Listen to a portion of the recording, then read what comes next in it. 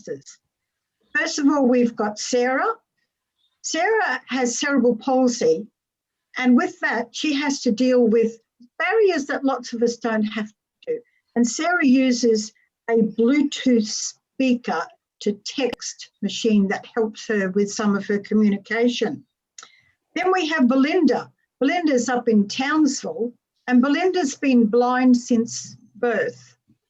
But she's an amazing lady, and she's an active Toastmaster. And Belinda has the reverse.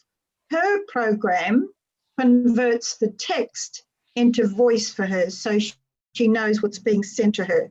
And then there's the wonderful Marjorie Hanson. Now, Marjorie is the president of the G'day Toastmasters Club, and this was a club that was set up specifically to help various members with different barriers. And we'll be talking to her more about that later. But first of all, we're going to get underway talking to Belinda and Sarah. I'll be asking them the same questions, and I hope you enjoy this panel discussion today. We'll start with Belinda.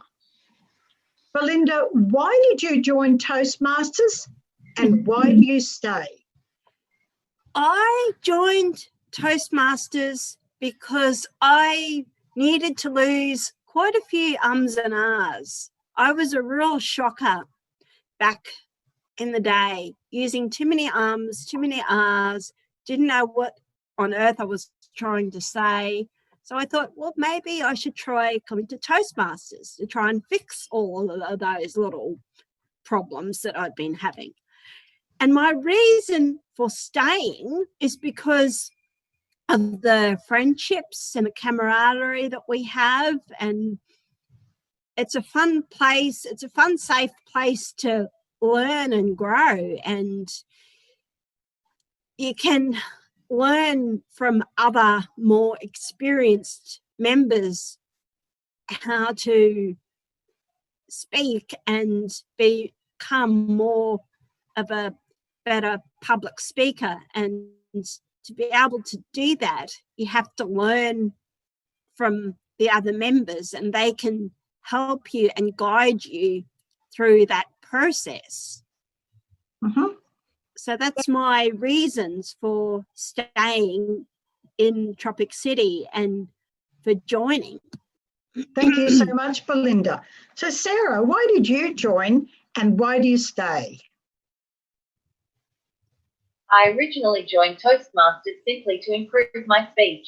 I quickly became hooked on the environment because I was immediately included and accommodated for. My speaking difficulties hindered my ability to fully participate in the different meeting roles and activities. So I switched my focus on enhancing these skills rather than continuing to be hindered by trying to push through my speaking difficulties. This is when I turned to using this speaker, which allows me to interact effectively and engage with the members. It allows me to focus on honing my skills rather than being limited in the meeting participation. I stay in Toastmasters because of the environment. I feel a deep sense of belonging at Toastmasters. It's fun, it's inclusive, it's embracing, and it challenges my skills in a way that allows me to grow while having fun. Toastmasters is also a wonderful social outlet for me. I connect well with the members because of our commonalities. It's just a lot of fun. I always come away from the meeting buzzing. Thank you, Sarah. And I can guarantee you I've been at meetings that Sarah's at, and honestly, she's the life of the party. She's a bundle of joy to be around. So Sarah, we'll go to your next question. How has Toastmasters helped you in your daily life?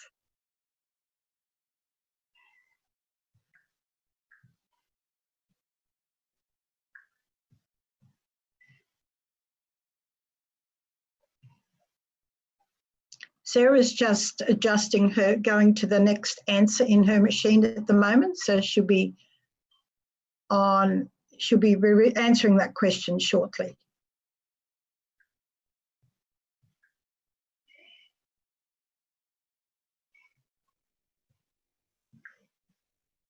The majority of my daily communication is written. I communicate through various means including Facebook, email, and when I am in public by typing my responses on my phone. Toastmasters has taught me how to write concisely and get my point across effectively. Toastmasters has also enhanced my ability to think outside the box. I feel like we are encouraged to use our imagination, particularly in impromptu speaking exercises. This has encouraged me to become creative in my problem-solving skills outside of Toastmasters. Well done. Thank you, Sarah. So, Belinda, how has Toastmasters helped you in your daily life? Well, Toastmasters has helped me in my daily life through being able to speak more and being able to, because sometimes I get asked a lot of tricky questions and sometimes they're very difficult to answer. And most of the time I have to go back over stuff that I've already gone over, and it's not easy. And I have to think outside the box, so to speak, and work at different ways of being able to answer the more commonly tricky questions that people ask on a daily basis. And therefore, I have to look at more creative ways of being able to do that. And I'm also able to write more creatively as well and use different words and be able to put different ideas together and to be able to help other people with their speaking as well. So that's how Toastmasters is helping me through my days. Your daily life. Excellent. Thank you, Belinda. Now, Belinda, I'm going to move on to the next question for you. Mm-hmm. What do you enjoy most about Toastmasters, about the actual meetings? What's your favourite role? Well, my favourite role would have to be, there's a couple of roles that I like doing. I like being Toastmaster, and I like being able to, what else do I like doing? I like being Toastmaster, and I like being topics master. I can think outside the box and think of different topics and maybe get ideas from other members as to what topics I can provide on the night. Mm-hmm. That's very good. So, Sarah, what do you enjoy most about Toastmasters? I enjoy the inclusive and fun environment. I enjoy the interaction amongst the members and the opportunities I am given by having my needs accommodated for. There is nothing in Toastmasters that I'm not able to take part in. Well done. I've actually seen Sarah taking on a leadership role in her club. She's current treasurer for her club, and I've seen her competing. So, yeah, they're just amazing. Sarah, are you ready for the next question, or do you want me to go to Belinda? Go to Belinda? Yeah. Okay, so Belinda, how do you manage your participation in the meetings? I manage through, most of the time I have to prepare early. Like when I'm chairman, Toastmaster, topics master, I have to prepare early, and and sometimes I get some of the other members to send me an agenda to be able to prepare for those roles. And when I'm topics master, I usually have to look for topics a few days beforehand so that I can give them to the people that need topics on the night, because most of the time you have to pick people that are not on speaking roles to do the topics. So you've got to be mindful, okay, there's about 6 to 8 people that are not on speaking roles, and even if they are on a minor role, they can still do a topic. So you've got to be mindful that you don't pick the evaluators, you don't pick the speakers. So you've really got to be on the ball. Yep, it's a good lesson for everyone, isn't it, to That's be well right. prepared. Yes, So, that's right. Sarah, how do you manage your participation in meetings? Because I need time to prepare my responses, my impromptu speaking activities are given to me ahead of time. For example, I am given my table topic at the beginning of the meeting. This allows me time to type up my response during the meeting, when it is time for me to speak. I hit play on my phone, and my answers are voiced through my speaker. When I give evaluations, I am given extra time and present my evaluation later in the meeting once my response is typed up. Well done. Now, both of these ladies are very active outside Toastmasters as well. So, Sarah, please, we'll start with Belinda. Please tell me a little bit about your other interests outside Toastmasters. Okay. Outside of Toastmasters, I participate in the drum circles. What else do I do? I was going to book club before the COVID. I was going to jive before the COVID. I used to do rock and roll at Twin City, and I did that for a little while.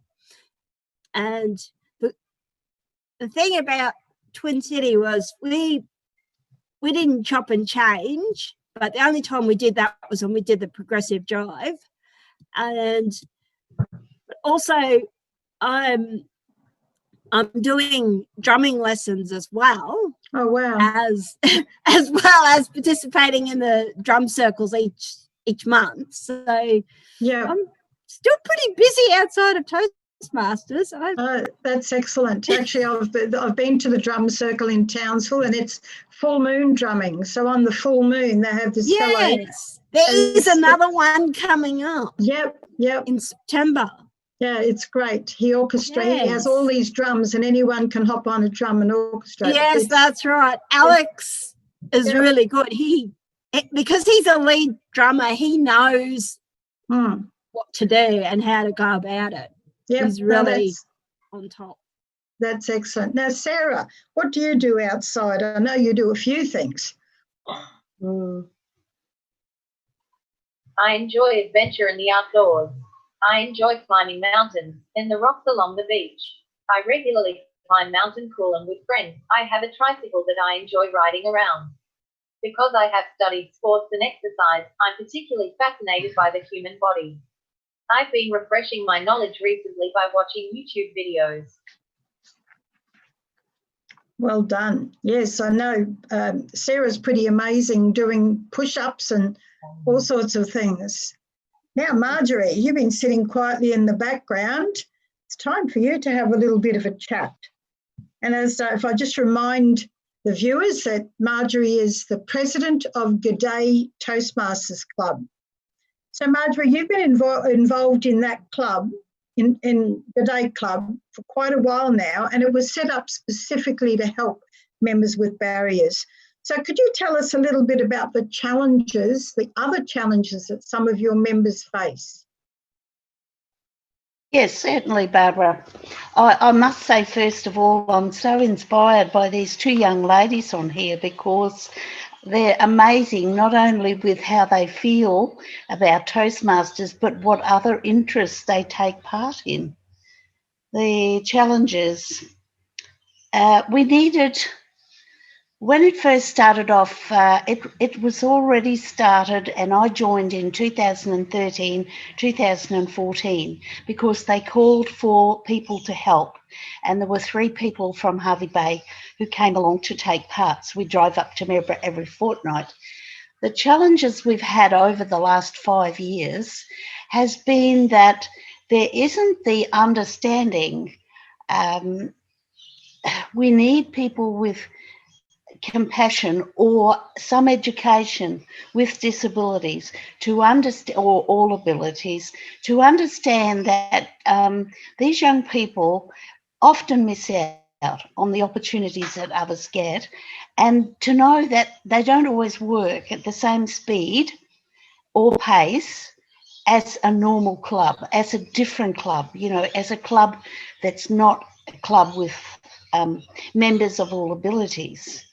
This means that there needs to be more one-on-one mentoring, which at that time was difficult to achieve because we just couldn't get the experienced members to come along and help. So it was left to just a few. And that means that we haven't moved along at the sort of pace that perhaps another club would do. Mm-hmm. And how do you support your members, the club members? I know you've said now you've got 3 people from other clubs to help mentor them. What other things do you need to do to support your members? Well, we feel, as you said about the mentoring, we also, for some of them, I mean, I admire Sarah and Belinda with their different devices. We don't have any of those devices. We also have a problem with the venue that we meet in, that we don't have internet there. So I did buy a Nighthawk, and some people connect with their phone, but I've never been able to do that, and a laptop, and try to show them in person and demonstrate how Pathways works. However, some of them are very reluctant, or have been. They're moving along all the time. So we have a system where they choose their path, and then we will print out what they're expected to do so that they understand. And then for some of them, because they don't have these devices like Sarah and Belinda have, sometimes, like I would say, I'll use me as an example, go along, meet them for coffee. They will tell us, there's probably only 2 that do this.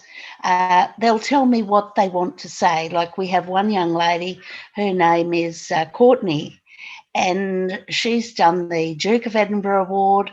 She's done marathons at Noosa, so many things. So I will sit down with her and she will tell me what she wants to say. I might need to add a few joining words or a bit of glue to put them together, and then I'll type them up in big letters, because Courtney will never be able to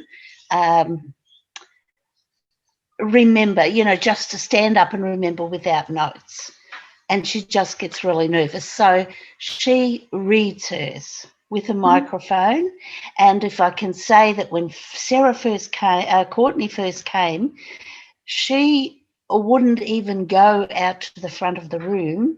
And if she did, she'd take her mum out with her. She'd stand beside her mum, and sometimes she'd just cry. She has now achieved in 5 years her competent communicator. And it's just amazing how she's come out of a shell. And that's not taking away from any of the others, but I think that's the best example I can give of how you can give mentoring, encouragement, support, etc. Does that help? You want more? That's wonderful, and that almost answers the next question, but you may be able to find some more examples. So I wanted you to tell me some of the personal achievements that some of your members have made. Now, maybe in Toastmasters, or it might be out in the community, but that was a wonderful example you just gave. Maybe you've got a few more where members have grown because of the Toastmasters experience. I think really the confidence is the main thing. They don't stand back, they go forward and have a go. Even with, the table topics, we actually had to cancel our contest last Friday because I couldn't be there. And so we cancelled it until the next fortnight. But they've all lined up to do the table topics. And that's fabulous, and even sometimes Courtney, she will do it too, but she will sometimes take a little bit of time to think along the way, but that's okay. And when she gets a participation certificate, that is the highlight of her day. So I think that's what it's all about. That's wonderful. That's wonderful. Yeah. So there's some amazing outcomes there at the G'day Club. and we've got amazing experiences here from both Belinda and Sarah. Do any of you want to make a final comment about just what Toastmasters means to someone who has to overcome so much more than the average person? Do you want to make a comment, Belinda? I'd like to start by saying Toastmasters is a wonderful organisation. It's very helpful, very inclusive, very supportive, and it's a good organisation to be able to learn and grow. And the more that we do that, the easier our speaking will become. And not only that, we'll become better people for being able to speak a lot better than what we have when we first started out. That's great, thanks. And one of the messages that I think our panel discussions deliver is that Toastmasters is for everyone. Now, there's a question here, does Toastmasters provide Braille? I know that they've been working on manuals for vision impaired members. So I would say that I should know the answer to that, but I think the answer, certainly they've been working on programs for vision impaired. Marjorie, did you want to make some final comments? No, I can see Sarah is typing away there. Go on, Marjorie. Yes, I do. I am inspired by these young people who, as I said before, normally miss out on opportunities. But it does need people, if they don't have experience with people of all abilities, they need to have some compassion and understanding that we can't move at the same pace, perhaps, that someone else can, but move at our own pace. And I know that Toastmasters has always encouraged that to be the case. So I particularly, I get to love these people in our club, and I love to watch them grow. It's just so inspiring. And I remember one Christmas, we had one of the guys in our club, and he's not one of all abilities, but we stood up and had a warm up, and it was, what would you like for Christmas? And most of the people that weren't all abilities wanted cars, they wanted this, they wanted that. People with all abilities stood up and said, I want a house for my family. They wanted something for someone else. It was, none of them actually talked about what they wanted for themselves. So there's a selflessness there as well. There's just so many things that I can learn from the people I work with. That's exactly. Any sort of volunteering like that is definitely a two-way street. So Sarah, did you have some final comments to make? Toastmasters is an amazing, supportive environment. I love the accommodations that are made to allow greatest participation. It's an encouraging place to learn and grow. Thank you so much. You know, I was really looking forward. I was really excited about this panel discussion because this is the fourth one I've done. And it is just such a pleasure to be able to interact with three very special ladies. And I know there's more special members out there.